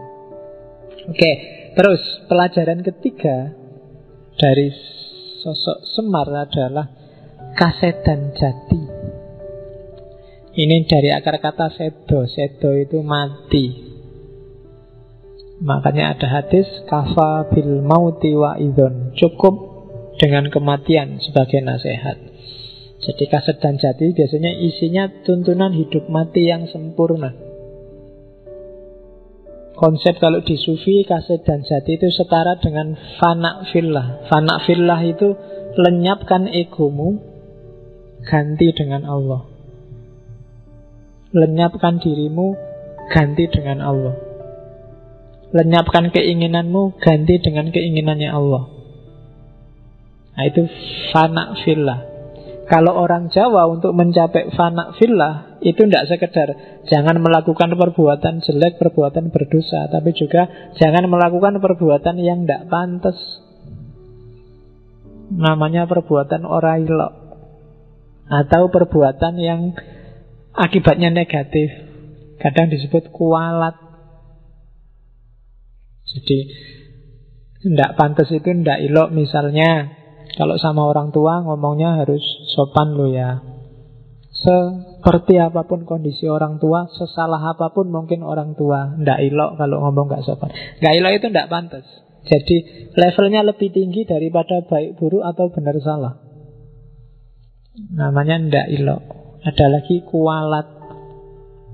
Jadi kualat itu kalau di Hindu bisa kamu sandingkan sama hukum karma. Hati-hati. Mungkin ndak haram, mungkin boleh saja sama masyarakat. Tapi kalau menyakiti orang, nyusahi orang, jangan-jangan nanti balik lagi kualat. Mungkin benar kamu menyesatkan, mengkafirkan dia. Cuma kalau dia hatinya sakit, dan sakit hatinya itu berdampak negatif, balik pada kamu yang menyakiti. Karena dosanya orang tersakiti kan makbul. Jangan-jangan kamu kualat. Itu semesta kosmologisnya Jawa kenal terminologi orailok sama kualat. Jangan ya meskipun segitu ya jangan segitunya lah. Ngono ya ngono ning ya aja ngono. Islam ya Islam ning ya jangan segitunya. Nah itu kenapa khawatir kualat. Kualat itu jangan-jangan balik ke dirimu sendiri. Yang ngeritik jangan sampai segitunya lah. Jangan-jangan kamu nanti kena masalah yang sama. Itu namanya kualat kalau di Jawa. Dan ini agak susah dicari bahasa Indonesianya kualat itu apa, agak susah. Kualat itu tidak ono. Orailok juga tidak ada. Tidak pantas sebenarnya, itu agak serampangan. Tidak ilok itu tidak selalu pas dengan tidak pantas, tapi tidak ilok. Di luar Jawa saya nggak tahu ada apa enggak. Tidak ilok sama kualat. Kalau kualat mungkin sudah di bahasa Indonesia kan. Tapi sebenarnya konsepnya mungkin agak jejer sama kalau di Hindu ada karma, buah perbuatan. Yang keempat ada pelajaran. Itu nulisnya pelajaran, maksudnya pilar ajaran ya. Mocornya aja disambung. Tadi pelajaran. Itu maksudnya pilar ajaran. Kalau di Indonesia terus jadi pelajaran. Cuma kalau kamu salah moco jadi pel. Terus yang keempat, memayu hayuning bawono. Istilah yang paling sering kamu dengar hari-hari ini dari Sultan Hamengkubuwono. Buwono apa bawono kan gitu, terus kamu gegeran. Di nas-nas Jawa itu memayu hayuning bawono. Jadi memayu hayuning bawono itu memperindah keindahan dunia. Itu kan agak unik terminologinya. Lah sudah indah kok diperindah lagi. Maksudnya apa? Memberi makna hidup. Hidup ini sudah bermakna, sudah indah, berilah makna yang indah. Caranya gimana? Memayu itu, bawono itu maksudnya dunia sekarang ya, jagat rame kalau bahasanya orang Jawa. Jadi memayu itu apa? Tanamkan kebaikan, nanti dia akan tumbuh kebaikan juga. Ini logikanya petani. Kalau kamu nanam yang baik, hasilnya juga baik. Dunia ini sudah cantik, tapi kalau kamu tidak cantik, kecantikannya akan rusak. Maka percantiklah dunia yang sudah cantik ini. Caranya apa? Berbuatlah baik. Kalau kamu berbuat baik, dunia ini akan semakin cantik. Karena buah perbuatan baikmu adalah kebaikan juga. Itu makna aktifnya. Makna pasifnya apa? Kekanglah egomu, kekanglah hawa nafsumu, kontrollah dia biar tidak ngerusak dunia. Karena yang ngerusak dunia itu biasanya ya nafsu, hasrat, ambisi. Jadi memayu hayuning bawono, tanamkan kebaikan, kontrollah nafsu. Jalannya gimana? Ikro, bacalah realitas. Kalau di Jawa, membaca realitas itu lahir terminologi namanya ilmu titen. Alam semesta ini ada hukumnya.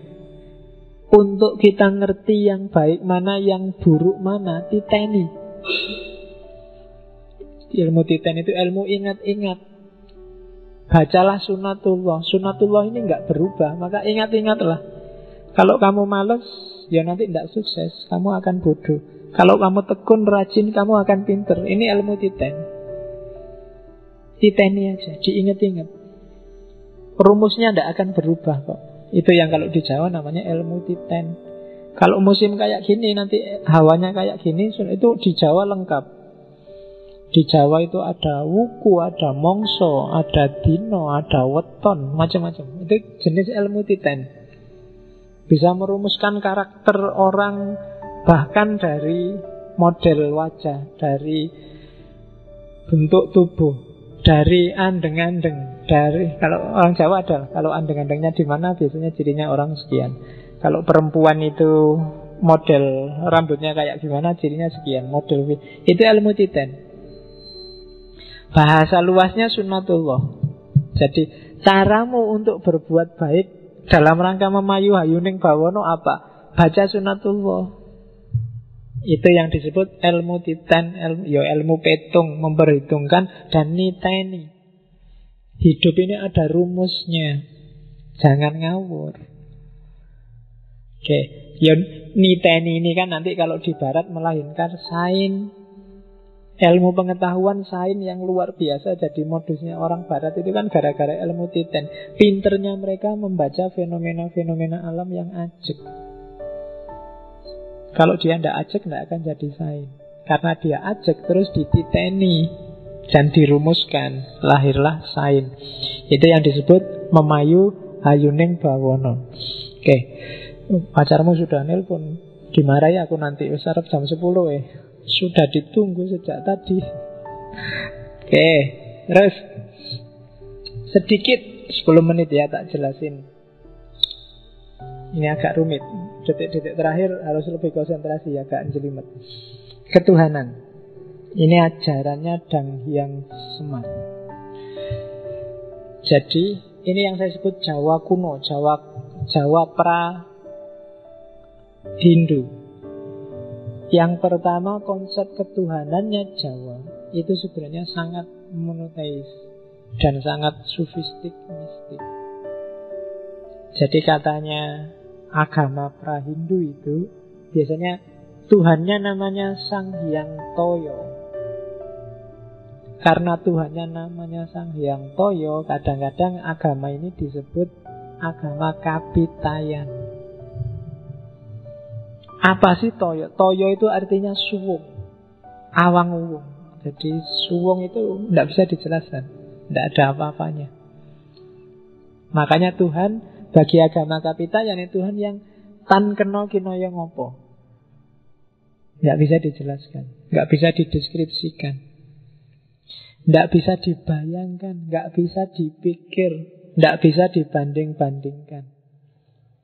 Dia adalah hampa. Jadi suwung itu hampa, awang-awang, tidak jelas, tidak dilahirkan, tidak berawal, tidak berakhir, dan seterusnya.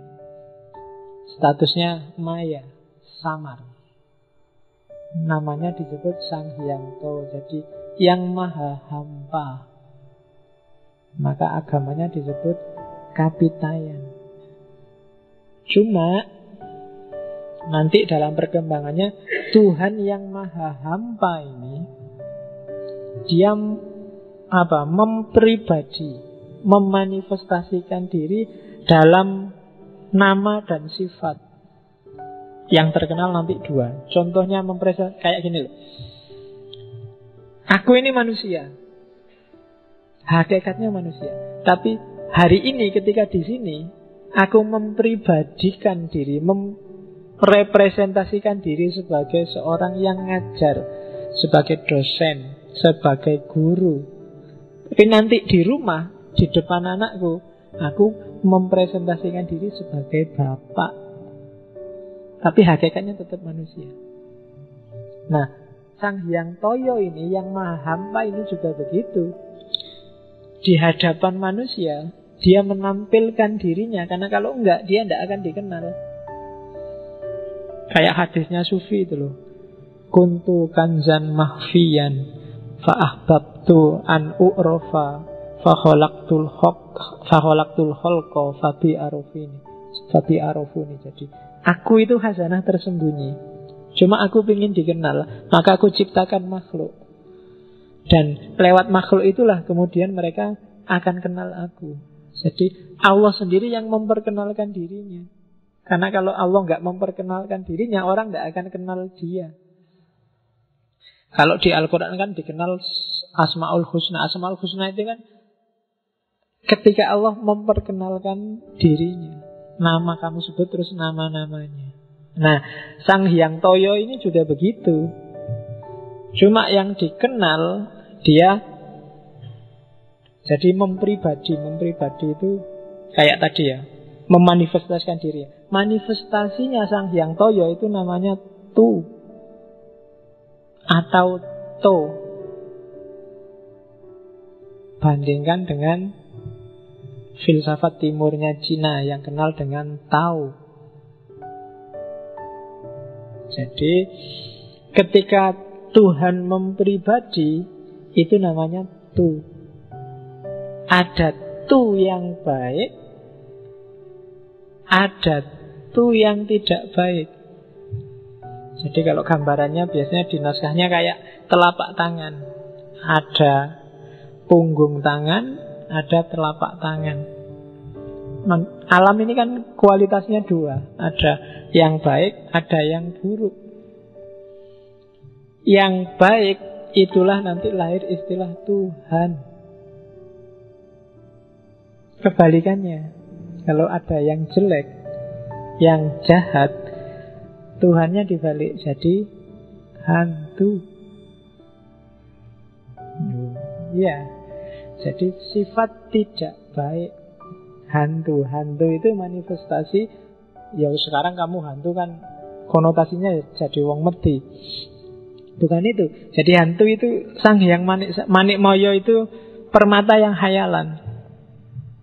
Tapi ada orang lewat hantu untuk ketemu Tuhan, ada. Karena memang dia juga salah satu manifestasinya Tuhan. Makanya hampir semua simbol mistik Jawa itu kebanyakan pakai istilah tugu, tumbal, tumbak, apalagi cari istilah tumpeng. Itu kan bisa dimaknai sakral semua yang ada tunya. Tunggul, banyak tunya. Oke ya. Nah, ada orang yang bisa langsung ketemu Sang Hyang Toyo. Mungkin karena kepribadiannya kuat, daya jelajah hikmahnya luar biasa. Para sufi misalnya, dia langsung ketemu Sang Hyang Toyo. Cuma ada yang tidak nyampe pikirannya. Dia butuh jembatan. Jembatan sifat-sifatnya tadi, manifestasinya Tuhan. Ya yang level Sang Hyang Manikmaya tadi. Nah, yang langsung ke Tuhan itu nanti kalau di agama namanya monoteis. Langsung ke Tuhan, langsung ke Sang Hyang Toyo. Tapi ada juga yang harus lewat banyak media, namanya politeis. Ini yang bikin saya bilang tadi, kenapa Jawa itu agama kapitayan sangat adaptif. Hindu masuk, ya wis Hindu tidak apa-apa. Islam masuk, ya Islam. Kristen masuk, Islam. Karena bagi mereka Hindu, Islam, Kristen itu simbol yang tadi. Itu hanya salah satu dari banyak manifestasi ketuhanan. Banyak nama-nama ketuhanan, sifat-sifat Tuhan yang memanifestasikan diri. Hakikatnya semua sama, Sang Hyang Toyo. Di Arab dia turun dan dipahami orang sana, dan lahirlah versi Islam. Mungkin juga lahir versi Kristen. Di India dia turun, dipahami orang Arya di sana, lahirlah versi Hindu. Dan di mata mereka macam-macam, itu kan namanya politeis. Macam-macam orang dipahami, tapi hakikatnya satu, Sang Hyang Toyo. Maka kamu mau jadi Hindu, mau jadi Islam, jadi Kristen, monggo. Asal kamu sadar bahwa semua itu hanya label dan nama manifestasi. Bukan salah, tapi itu manifestasi ketuhanan. Tuhannya yang sejati itu Tuhan Toyo, yang hampa, yang awang upung. Jadi jangan berhenti di label, jangan berhenti di sifat. Kamu harus kenal ke zat.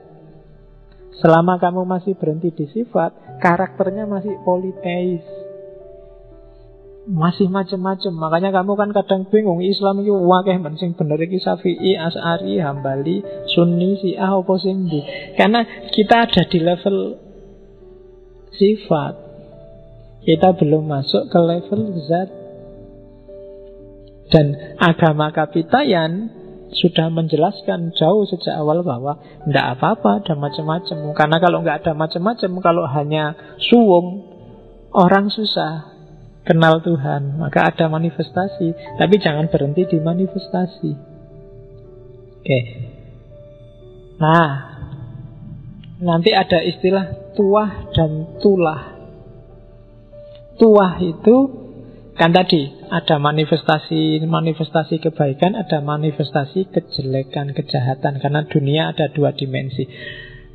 Mereka yang dapat kekuatan dari manifestasi-manifestasi yang baik, kekuatan ini namanya tuah. Mereka yang dapat kekuatan dari manifestasi-manifestasi yang negatif, kekuatan ini namanya tulah. Dan manusia yang bisa jadi pimpinan, apakah itu raja, apakah itu ulama, dia harus, kalau tidak punya tuah, ya punya tulah. Harus punya kekuatan ketuhanan. Apakah kekuatan itu melalui tuah, melalui jalur kebaikan, ataukah melalui tulah, jalur negatif. Tapi biasanya dari situlah nanti dikenal istilah itu tuwo, termasuk apalagi tuwo itu kan kalau di Jawa orang tua. Orang tua itu tidak semata-mata orang umurnya banyak, tapi orang yang sudah punya tuah. Jadi punya tuah itu dia punya daya, punya kekuatan dari Sang Hyang Toyo tadi, dari jalur kebaikan. Makanya kadang-kadang kalau masih muda pun kalau kualitasnya luar biasa, dia dianggap golek ke wong tua. Kadang-kadang golek ke wong tua itu bukan kok sing tua yang sudah umurnya banyak, tapi tua yang sudah mateng spiritualitasnya. Jadi jangan salah kalau ada tetanggamu misalnya di kos-kosan nyari golek ke wong tua le, itu jangan kok carikan orang yang wis tua, tunuk-tunuk tidak bisa jalan. Maksudnya bukan itu, cariin orang pinter. Dan orang, kalau orang Jawa ngomong orang pinter itu bukan orang yang IP-nya 4. Jadi ya, jadi nanti ono bapak kosmu bilang, le aku golek ke wong pinter le. Oh tenang aja pak, tak profesorku nanti tak ajak ke sini. Profesor belum ada apa-apanya bagi orang Jawa. Pinter itu orang yang punya tuah atau paling enggak tulah. Jadi punya daya ketuhanan. Apakah dari manifestasi positif atau manifestasi negatif. Terakhir, tak jelasin cepet-cepetan. Ada 4 golongan manusia di agama Kapitayan. Yang pertama, manusia yang tutuk. Tutuk ini ringkesnya para wali, para mistikus, orang-orang yang bisa langsung nyampe ketemu Tuhan sendiri dengan kekuatannya sendiri. Di pikirannya sudah nggak ada dunia. Satu-satunya yang ada dalam hidup mereka hanya Sang Hyang Toyo. Itu namanya manusia yang sudah tutuk. Tutuk itu kan artinya nyampe sempurna. Ada manusia level 2, manusia tuhu. Manusia tuhu ini kayak manusia tutuk, tapi tidak setinggi tutuk. Karena manusia tuhu ini masih memimpikan sesuatu yang bukan Toyo, sesuatu yang bukan Sang Hyang Toyo. Misalnya masih mimpi hidup enak di surga, masih ingin ketemu bidadari. Tenang aja, besok mati kita ketemu bidadari puluhan, gak cuma 47, 27. Sak kapoke, sak njaluke misalnya. Kalau masih membayangkan itu, gak salah sih, gak jelek. Cuma levelmu masih di bawah yang tutup. Jadi masih ada surga yang menghalangimu dari Sang Hyang Toyo. Itu level tuhu. Ada level ketiga, lebih rendah sebenarnya dari tuhu, tapi ya masih bagus, namanya level tunggo. Jadi level tunggo ini tidak sekedar nyari surga, surga kan di sana. Ini orang yang juga nyari kemuliaan duniawi, memanfaatkan tuahnya dan tulahnya untuk kepentingannya sendiri di dunia. Apakah kepentingan status sosial, kepentingan dihormati masyarakat, kepentingan itu berarti orang level ketiga. Namanya tunggo. Tunggo itu artinya tinggi, mulia. Orang ini di dunia biasanya dimuliakan, tapi di level spiritual dia sebenarnya level ketiga. Tidak sekedar pengen surga, dia juga pengen dunia. Meskipun pengen dunia dengan jalan agama. Itu level tunggal. Level paling rendah manusia tugul. Apa ono tune pokoknya. Kalau tugul ini awam. Karakternya tugul itu adalah tutut. Tutut itu orang yang cuma ikut. Bisanya dia taklid. Orang ini tidak terlalu ribut dengan Sang Hyang Toyo apa-apa. Yang penting dia nyari kebutuhannya di dunia. Jadi orang ini nggak bisa, kalau menyembah Tuhan dia butuh perantara. Akalnya nggak nyampe. Jadi dia butuh tu yang lain. Biasanya tunya untuk menggambarkan materi di naskahnya disebut waktu. Dia butuh waktu. Sehingga di kuil-kuil kadang ada kuilnya dewa siapa, terus ada patungnya. Itu sebenarnya untuk makom-makom tugul. Karena dia tidak bisa kalau nggak ada gambarnya. Kalau nggak ada perantaranya, akalnya nggak nyampe. Nah itu manusia level keempat. Kalau kalian juga begitu, wah kalau saya membayangkan Mekah, membayangkan Ka'bah, hatiku tersentuh. Berarti kamu masih butuh waktu. Jadi kamu tidak bisa ketemu langsung sama Allah. Masih banyak butuh media, masih banyak butuh waktu, masih banyak butuh yang duniawi. Dan orang tugul ini biasanya yang jadi kepentingannya adalah kepentingan dunia semata-mata. Jadi keinginan mereka, kebutuhan mereka, hasrat mereka itu aja yang dianukan. Itu biasanya manusia, kalau di kita namanya awam. Tidak bisa dijelaskan macam-macam. Kalau mau dakwah ke level tugul harus untuk yang kebutuhan praktis. Sholatlah duha, nanti rezekimu lancar.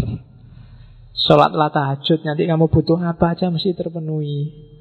Puasalah Senin Kemis, nanti dosamu setahun diampuni. Kayak gini-gini seneng orang makom tugul. Jadi cara berhadapan dengan Tuhan itu modelnya kayak dagang, negosiasi. Aku dapat apa? Kalau aku capek-capek sholat malam, terus aku dapat apa? Kalau aku capek-capek puasa Senin Kemis, imbalannya apa? Manfaatnya apa? Fadilahnya apa? Itu berarti makommu masih makom tugul. Ya, iya. Bukan tukul loh ya, apalagi bahasa Inggris. Tukul itu berarti 2 gol itu. Oke. Ya, saya sebenarnya masih banyak ajaran-ajarannya Semar via agama Kapitayan. Next time, entah time-nya kapan, mungkin kita bisa ngobrol lagi tentang Semar dan Jawa.